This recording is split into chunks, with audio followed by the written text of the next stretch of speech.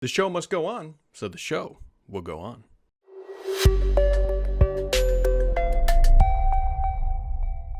Happy Friday, friends. It is Friday. May has come. May has departed, really. I mean, May is over. And here we are yet again doing the podcast as we roll up into June, which there's a lot going on in June. You've got Apple's event. There's Microsoft's E3, non-E3 event. There's a bunch of other gaming events going on. So June should be a relatively packed month full of news. However, this week was much slower. Also, I was traveling a bunch this week, and I'm also traveling all next week, so I didn't have time to do a full proper podcast. However, the questions must be answered, and I always say the questions are genuinely my favorite part, so we're going to answer the questions and dive into it. My wife was like, why are the questions always your favorite part? And I gotta say, it's probably because nobody in my house will talk about this stuff. And so this community that likes to talk about this stuff is like my family when it comes to talking about this stuff. And so I absolutely love the questions, and we are doing that. However, there's something is boned on this computer. If you're on the video, you'll see, but this on the Surface Book 3, it's running an insider build. And every time the Xbox app opens, which it does on boot, it locks the whole machine up and it'll eventually green screen. And so I can't use it. And I just moved this around, this background here. And so I couldn't use it to do the show notes. And then I was like, man, we're just going to do the questions this week. Keep it simple, keep it concise, and have ourselves a rocking good time. So anyways, hopefully everybody had a good week. I did too. I'm happy to be back home and be on the road next week. But here we go.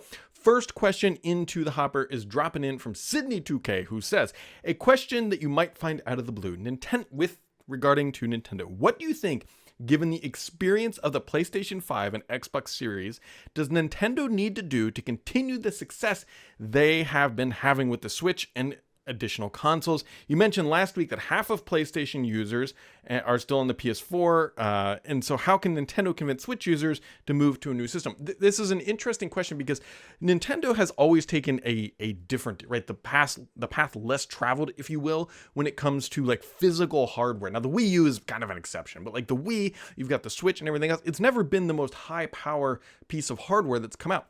And the thing that really drives Nintendo's success, let's just be real clear here, is their first party IP. They have a wealth of content, and the thing that Nintendo does, I think, better than any company on the planet when in the gaming industry, and they continuously put out high quality first party titles that appease directly to their audience and do so in a way that keep people coming back.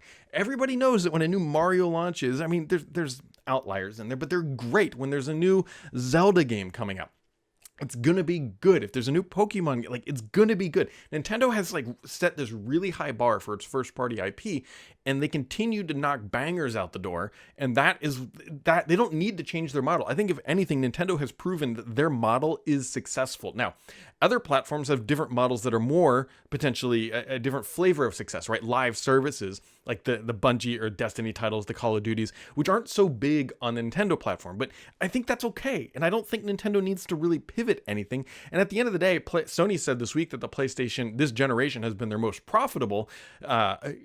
I don't know if that's in their entire history, but at least in recent history. I didn't look too deep into that quote. However, I don't think Nintendo needs to do anything. I think they'll put out another Switch generation and they'll follow the model that continues to be working, which is good hardware. I wouldn't say top tier hardware, but good, well-constructed hardware that's fun and colorful. And then that first party IP will continue to set a bar really, really high for what is possible on these sort of things. Francisco C says, I don't know if this should be a future video or a piggyback on the Call of Duty Xbox Game Pass one. After seeing Sony financial records on PlayStation, I do not believe that people have caught on how much Xbox and Sony are reliant on GAAS, or Games as a Service, GAS. As it is the service, as it continues to add wealth to the population from the last generation consoles and everything else. Even their mainline exclusives have crawled to a snail's pace in 2024. It feels like it's a shaky bridge both to hold on to, waiting for Rockstar for the next live service. So this is an interesting point, and I don't think he's too far from, he or she, I should say, is too far from the truth. So there's actually data that tells us more about this. Microsoft actually attributed some of the last gen or late last gen revenue to a specific non-branded title. It was Fortnite. Microsoft contributed Fortnite revenue to really helping elevate the end of the last generation of Xbox because it was doing so well. You toss things in there like Call of Duty, which is, mind you, is now a Microsoft title. Fortnite, people waiting for Rockstar, these microtransactions, these live services games are incredibly lucrative. There's a lot of reasons why. We use Call of Duty mostly just because I'm most familiar with it. I have played the other titles, but I play a lot of Call of Duty.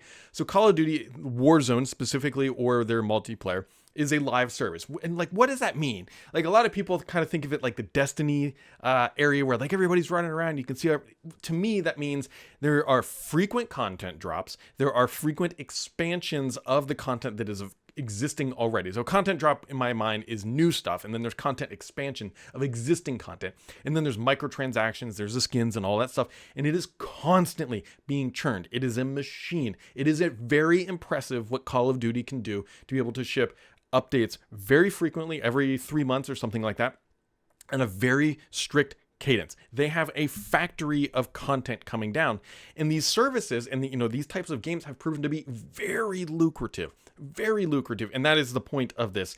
But the problem becomes the market kind of contracts around certain games, right? So like on a handful, and I'm sure I'm missing some, but right, you have Fortnite, you have Call of Duty, you have GTA out there floating around, you have Destiny, you have a couple others that will fly in like Power World, Baldur's Gate 3, but you have these big live services games that are just columns of stability within the industry. And the problem is like it keeps getting smaller and smaller and smaller.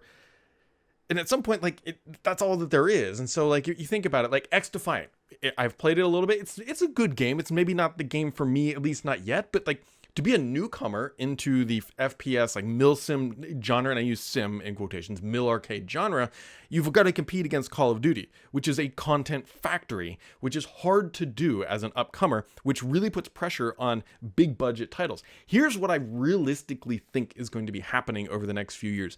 We are going to see studios take less $100 million gambles on things like Anthem and other big titles like that Redfall, potentially, we don't know what that was. Halo Infinite was another huge expenditure that didn't really pay its dividends. I think we're going to see big studios take smaller gambles, like I say 100 million in quotations, smaller, to get content out the door to see if it has potential to be a bigger title, rather than try to launch these massive titles, because it's proving time and time again that it's the exception, not the rule, that these huge titles become profitable and successful and the next live service.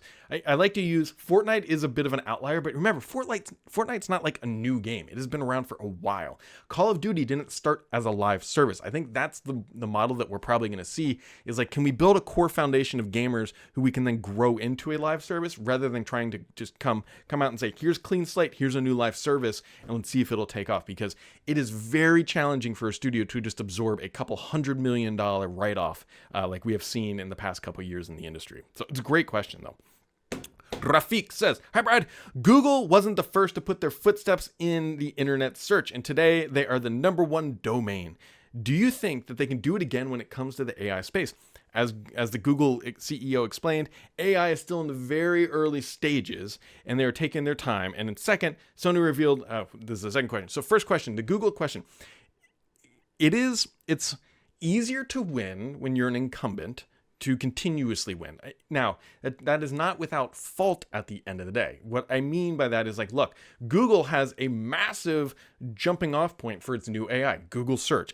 Everybody does a Google Search. Everybody knows it. It's the household name. People will continue to do it even as its quality has declined. Google Search will still be the thing that your mom goes to the internet and does. And so they have that jumping off point. Microsoft is another great example, right? They have Office, they have Windows, they have these huge platforms where they can take Copilot, which granted isn't fully theirs, and they can, shove it in there and use that as a launching off point. The reason why Google Search won is because it was a better mousetrap. It doesn't mean you have like Anthropic is floating out there. There's the other smaller AI startups. If they can build a better mousetrap, then they stand a chance to succeed. I still think that the core feature that is going to propel AI might actually, again, be search, like closer to a vanilla search experience. And I don't mean that as like saying, oh, AI is not good for anything. It's only good for search. But we, as a human, And everybody other than people born today have grown up with a traditional search model experience that we have grown to evolve and understand. We know that if we see a box, we can type a query into it with a certain type of syntax and expect certain types of results.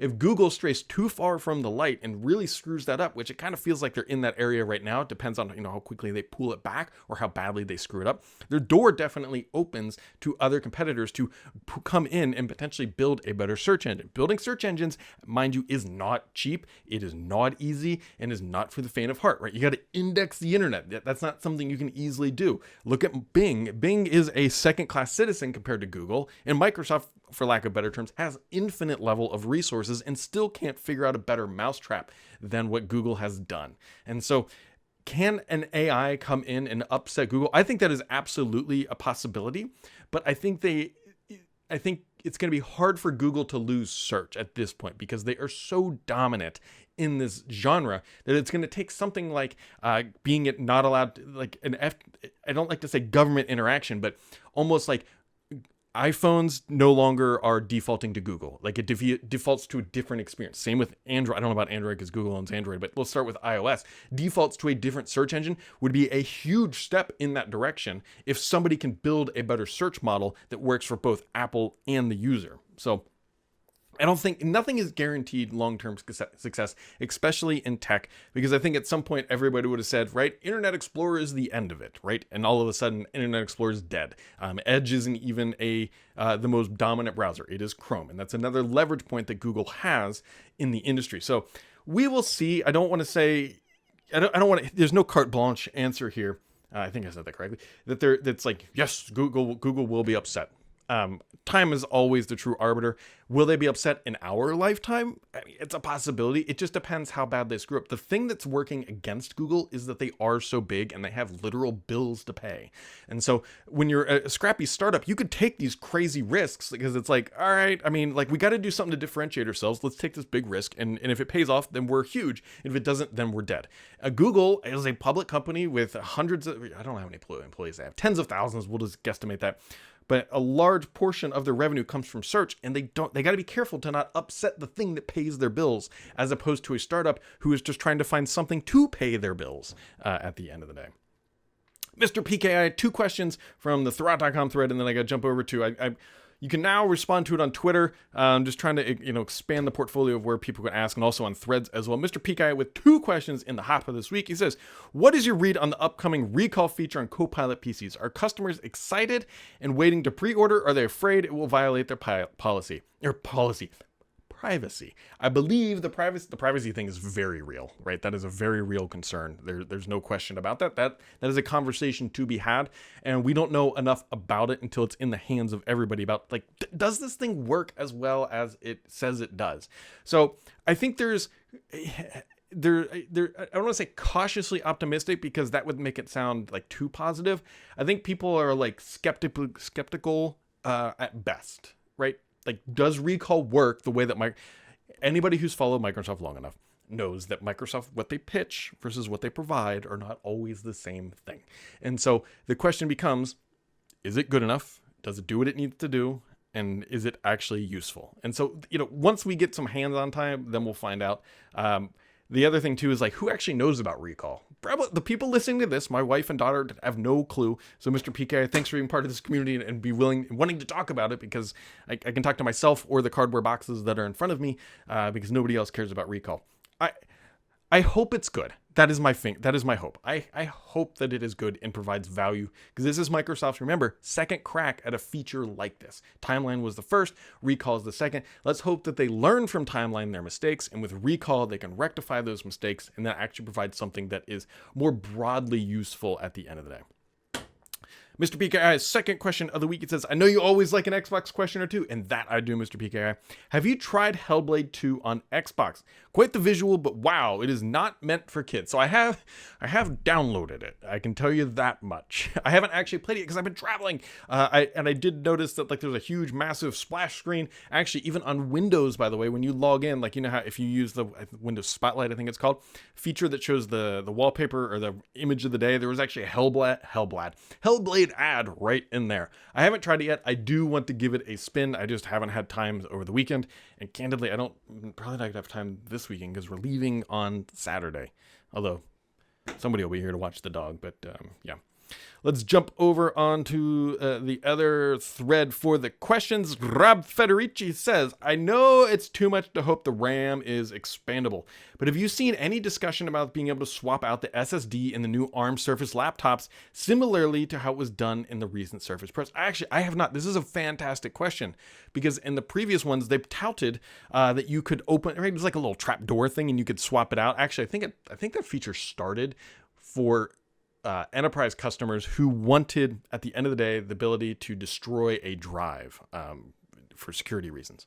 It's a good question, though. I hope that I don't actually know the answer to this. I do know that the new Surface Pros, I believe, are heavier. I was looking at the actual literal weights of them because I believe the Surface Pros got a little chunky with this generation potentially. But either way, I don't know. If somebody does know, by the way, drop it in the comments, because I need to catch up on if that drive is removable. It's a great question, because that's a handy thing. The reason I hesitate a little bit is because they're ARM. They're not Intel based. And I don't know. I have the Surface Pro X that I know I don't believe you can swap the storage on, but I don't know, like, is there a difference with the architecture because it's an ARM based device? I don't know. That is why the little hiccup in the brain is happening at the end of the day. Nick Nickum says, Brad, what is going on with Xbox in the month of June? Are you excited? What do you hope to see? So yes, there is the June event. I'm obviously very interested to see Black Ops 6, which will be dropping into Game Pass on day uno. So do not forget that. That'll be interesting to see how they approach that. I'm curious. Just keep your speculative hats on. Remember how with Starfield, even if you were playing with Game Pass, you could pay to play it early. I am wondering out loud, logically, if that is going to happen with Call of Duty. If it's going to be like, hey, yeah, it is coming to Game Pass on day one, but if you want to play it 2 weeks early, $20. Like, are they going to do that? It feels like Microsoft has set a precedence for how this is going to happen. And so I will wonder if that happens. I'm curious to see the new Doom title. And so that's been leaked out pretty heavily. There'll be a new Doom game. I hope we actually start to see Avowed as well, right? We've heard like little bits and pieces about Avowed, but this would be a great time to see, like, you know, something meat and potatoes when it comes to what is going to be happening with Avowed. And so those are kind of the things I'm looking forward to. I'd love for like a spoiler. Wait, I'm curious, are we going to see the other controller? Remember, wasn't there supposed to be a controller according to the previous FTC leak? The one that was like that middle ground one that connect directly to the internet, designed for like cloud gaming. I wonder if we'll see that controller at all. I don't know if we'll see in the next gen Elite, but yeah, I would love to see a little trinkets of hardware, which potentially could include the all digital Xbox Series X. By the way, keep in mind that is also floating around. So there you go, guys. That's it. That is the best part of the week, when it comes to this content. And so hopefully you all had a wonderful week. There is no podcast next week. There's no way I can get this done because I will be traveling. And then we'll have some good times with the Xbox event the following week. And so good times, and good times. So as always, my friends, make sure to keep it subscribed here, because only BS on this podcast is me.